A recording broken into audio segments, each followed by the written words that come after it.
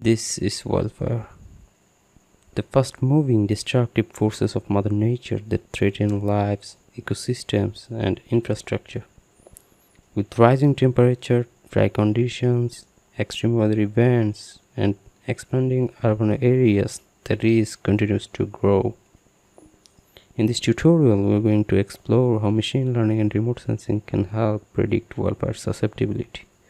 We will train a machine learning model to predict wildfire susceptibility of Los Angeles. My name is Durjoy and it's AI Geosphere. In January 7, 2025, a serious destructive wildfire affected the Los Angeles County of United States. The wildfire killed at least 30 people, more than 200,000 evacuated, destroyed more than 18,000 homes, and burned over 50,000 acres of land. We collected training points from this wildfire, and a series of 17 predictive features associated with this wildfire will be used to train our model. Let's get started. Alright, we will train our model in Kaggle Notebook Editor instead of Google Colab, because Kaggle provides 30 GB of RAM where Google Colab provides only 15 GB, and we must use Kaggle Notebook Editor because we have 17 predictive features to train our model, and all the layers are in a raster format and we have to read all of the raster layers. So we actually need more than 20 GB of RAM to train our model. Let's execute our first cell. The first cell is provided by Kaggle itself, and it imported here the NumPy for linear algebra, the pandas for data processing, imported OS for read the directory. So let's execute it. Alright, in the next cell I actually install raster.io because we will use raster.io to read our TIFF file or the raster layers. Raster.io is installed. In the next cell I actually imported some packages like pandas to read the shapefile, raster.io I mentioned earlier to read the raster layers, and from raster.io imported show to visualize the raster layers, and the matplotlib to make plots. Let's execute it. The next cell I actually named my dataset as points, and I used pandas to read my shapefile. Let's have a look on my dataset. In the dataset we actually have two necessary columns, the label and the geometry. The geometry column contains latitude and longitude of the data point. Labeled as 1 means the burned area and 0 means unburned area.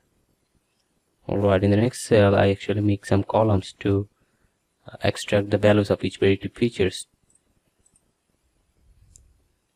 Alright, it is done. So let's have a look how I added columns. So we have the columns here: digital elevation model, slope, distance from river, precipitation, etc. In the next cell we actually use raster.io packages to read the raster, all of the raster layers, and convert them to NumPy array. Executing this cell will require a couple of minutes. Reading the TIFF file is completed, and it took almost 7 minutes to read all the raster layers. In the next cell I actually plot the digital elevation model and points of my training sample on top of the layer. Alright, in the next cell I actually extract the raster values of each points of the points shapefile or my training dataset. So let's execute it. Alright, execution is completed. Let's have a look on my dataset now. We extracted the values of each point from the raster array layers. In the next cell we can save as shapefile, and you can save as a pickle, and of course to a CSV file. Next cell we named df to the points or dataset. Let's check, is there any no data values here or not. So we have no non values here. We imported cburn as SNS to understand our data. Oh, let's plot our training samples. Alright, here we have the 0 level means the unburned area, and labeled as 1 is burned area. Here we have the balanced dataset of burned and unburned locations. Next cell we actually see if any extreme negative values here in my dataset. Sometimes you notice that in a tip file we have some extreme negative values like 3.4 into 10 versus 38 or something like that. So let's check if we have any. We actually have some extreme negative values in my dataset, so we must remove the extreme values or it will hamper my model. So let's execute this cell to remove the extreme values. I actually remove the threshold value using numpy and thresholding. Let's execute it. We successfully removed 11 rows. Let's recheck now if there are any extreme negative values. So we do not have any extreme values here. It looks like the real values, all of the real values. In the next cell I imported cburn and matplotlib to make lots of correlation metrics. I actually use cburn to make a heat map.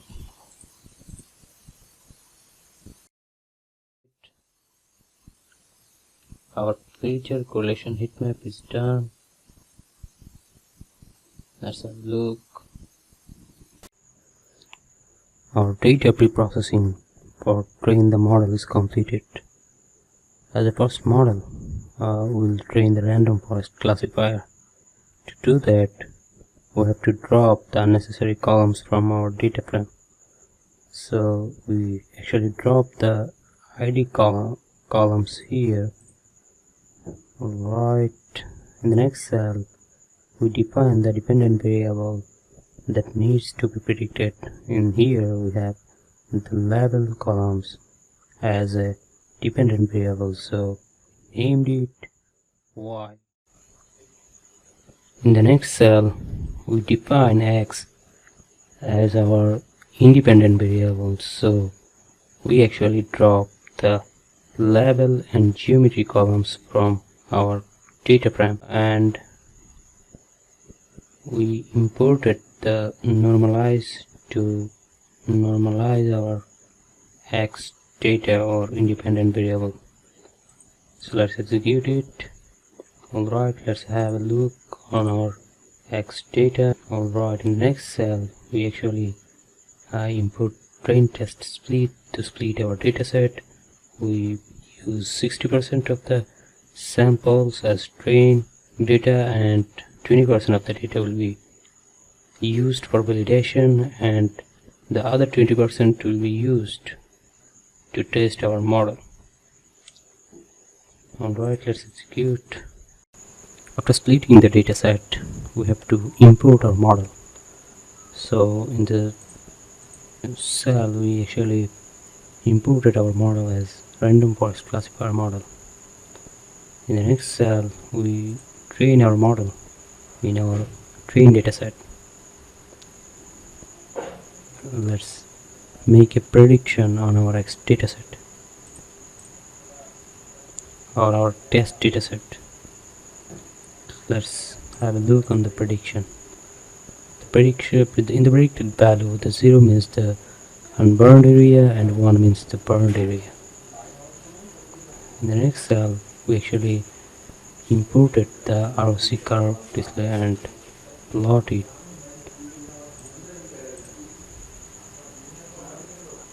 We can see the AOC value of the model is 0.96. It means our model has very discriminatory power and is performing very well at distinguishing two classes. Alright, in the next cell we actually plot our feature importance of the model. So let's execute it. Alright, as we see the top 15 feature importance by the model. So the most important features is slope. In the second position we have land use land cover and digital elevation model. We have wind direction, wind velocity. We have NDVI, minimum relative humidity, distance from river. We have jet fuel moisture. We have distance from root, maximum relative humidity. We have the maximum temperature, precipitation, minimum temperature, and 15th position we have the aspect. As a second model, we will train a deep neural network.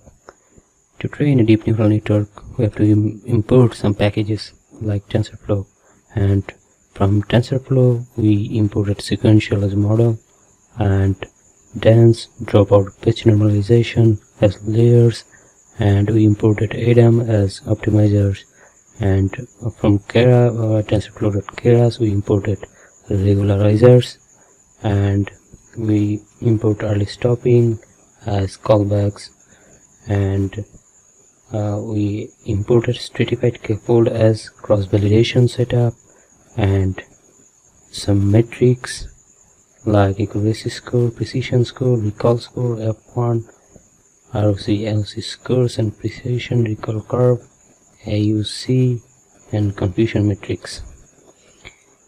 We also imported NumPy for linear algebra, pandas for data processing, and matplotlib to plot, and standard scalar as pre-processing package. As a data preparation for train our deep neural network, we define our X and Y dataset, which means the X means the features and Y is our level. We also standardize our features using standard scalar, and we check our class balances, and we keep small or higher weights for minority classes. In the cross-validation setup, we use a stratified scaffold cross validation.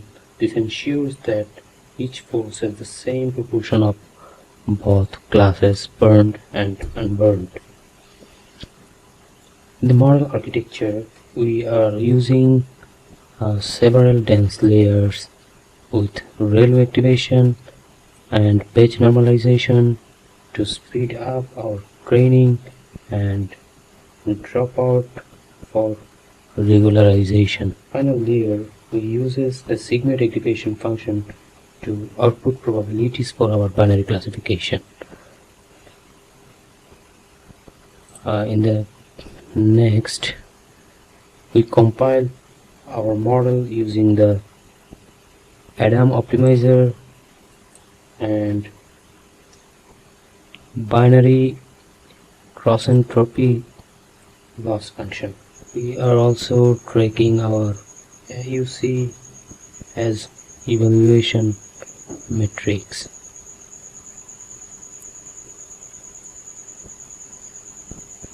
Alright, we also plot our confusion metrics, and we plot our feature importance charts.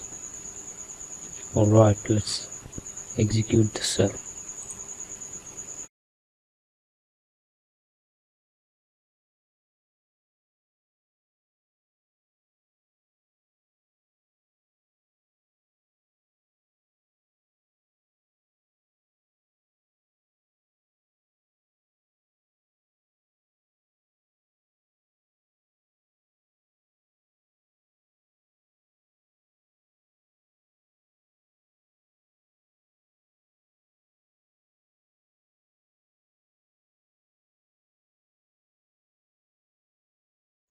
Right, our cross validation is completed and the accuracy is 0.95, the precision is 0.94, the recall is 0.97, that one score is 0.95, and the ROC point is 0.98. If we explain the performance of the model from the cross-validation results, we can say the very high recall means our model is able to catching almost all positive cases, but our precision is little bit lower because we have some false positives. There is no major overfitting signs here. Alright, as a feature importance, the wind direction is the most important features in this model. According to this model, wind direction is the most important features. The minimum relative humidity, distance from root, digital elevation model, precipitation, the minimum temperature and the VI, and we have other predictive features. As a third model, we will train an artificial neural network to predict the wildfire susceptibility. Alright, let's train our artificial neural network.